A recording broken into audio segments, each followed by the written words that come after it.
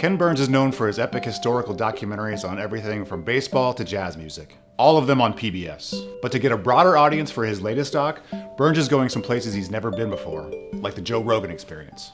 Pleasure to meet you. It's my pleasure, thank you. I'm a huge fan. Burns took on the story of the American Revolution in a 6-part, 12-hour series. It comes out ahead of the 250th anniversary of the United States next year. Here are some of the challenges he faced. By laying out America's epic origin story, Burns says he wants to put the us back in the US. But that'll be difficult given how polarizing the subject of American history is these days. At a 2024 graduation speech, Burns spoke out against the re-election of Donald Trump, potentially turning off some future viewers.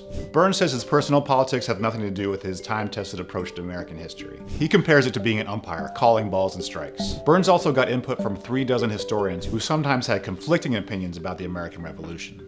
Burns says all these unique perspectives work together like spokes on a wheel. His motto is that history is complicated, made up of not just one narrative, but many. The documentary took about 10 years to make and cost about $30 million to produce.